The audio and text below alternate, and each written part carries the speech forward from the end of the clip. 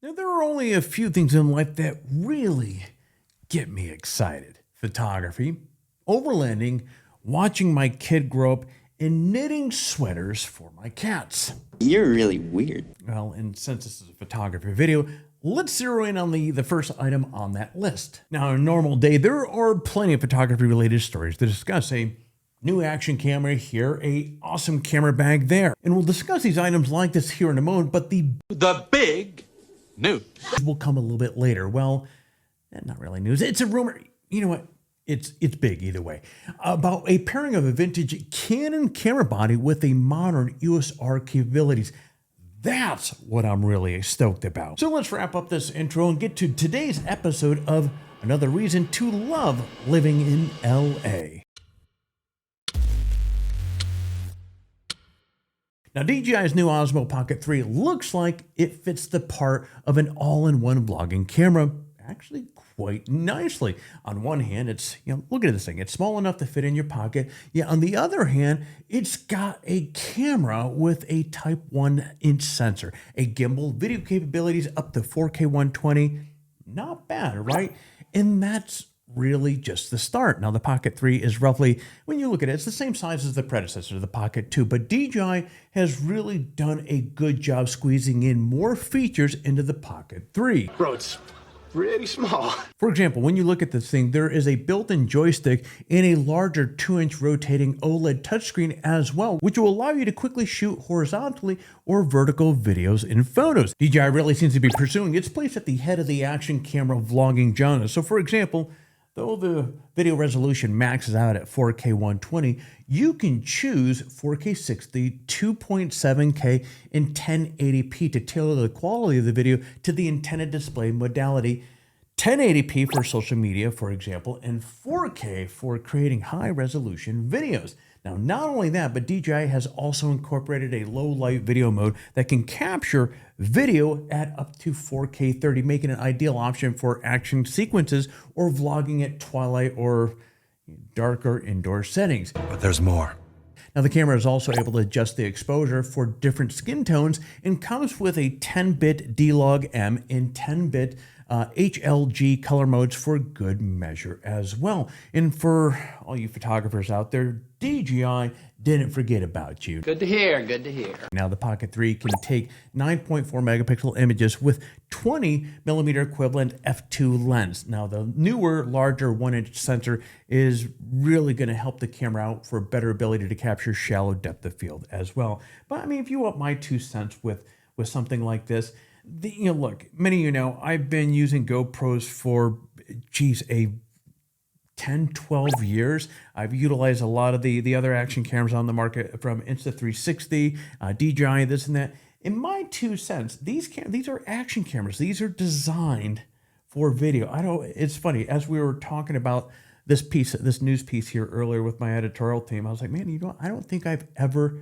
taken a single photo with any of the Insta360s or GoPros that I've ever had. Just never done it. So, but I see these more as a video tool, but if you want to use it for photos, it can do that, and it does it, or has the means of doing it pretty well as well. Now, other features include up to 166 minutes of record time, 3 times faster charging speed, and tons of creative recording modes like spin shot, you have panorama, and motion labs, to name a few. Oh, I like that. So you may be asking, How much is it? well, it's $519 for the camera by itself, or you can opt for the expansion combo for $580, or the creative combo for $669, both of which come with varying accessories. So you can learn more about that, and actually I'll put a link down below in the description.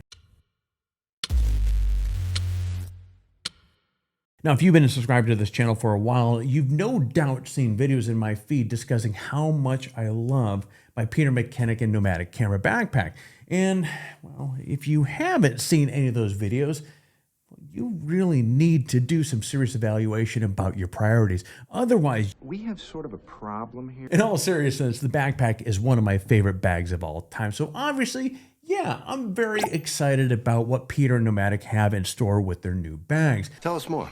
Now, the new Luma Collection includes a couple of different sling bags and a backpack, all of which, I mean, look at these things, have a very sleek, modern look that honestly don't even look like camera bags, which isn't a bad thing. No, it's not. Now, the sling bag comes in either a 9-liter and a 12-liter variations that can accommodate smaller mirrorless kits, or in the case of the 12-liter, you can actually fit probably a camera and a small drone inside this thing. Now, I can work with this. both bags do come with features like an adjustable strap, mesh zipper pockets for small items, and quick access pockets and luggage handle pass-throughs.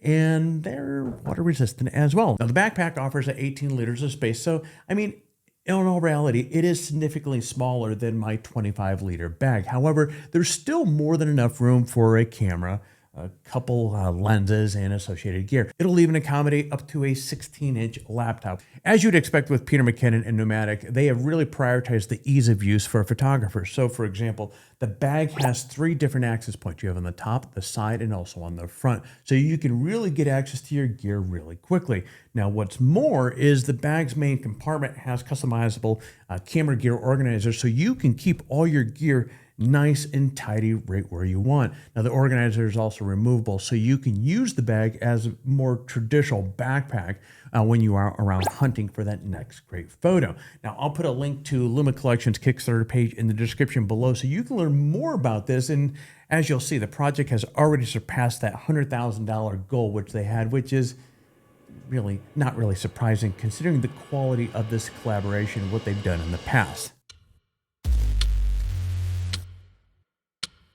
Okay, no disrespect to DJI and Nomatic, but the story that I'm most excited about this week is a fresh rumor that Canon is developing a retro-inspired digital camera, kind of like what Nikon did with the ZFC. Now,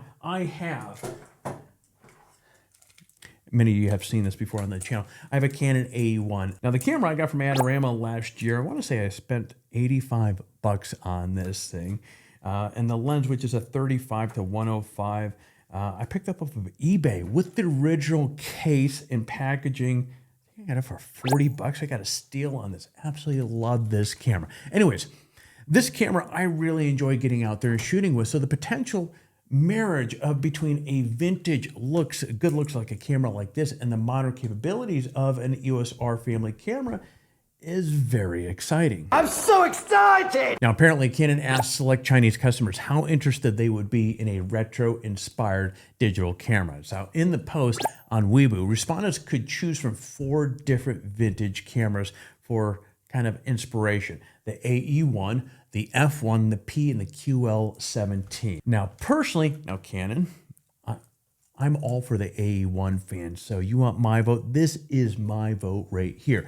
But each of these cameras is really, when you think about it, absolutely iconic. It would be a great platform in which a new vintage-inspired EOS R camera to build off of. Now, it's important to note that these 4 vintage options provided are not necessarily the ones that will be used in the market research. I mean, there are plenty of other options that they might consider if this project actually does move forward. Now, the key note here is if. Now, as with any rumors, there's really no concrete evidence that vintage-inspired camera is ever gonna happen. That sucks. But however, given the appeal of these cameras, like the Nikon ZFC, various models from Olympus, and basically any Leica digital camera, it really seems like this would really be a good move for Canon to follow suit. That would be great. Well, friends, that is all I have to say about that. As always, thank you for joining with me today with this little chat. If you found this video to be valuable in any way, please take a moment and give it a big thumbs up. Your support is greatly appreciated and it inspires me to keep creating content like this. So thank you very much, and friends, I will see you during the next video.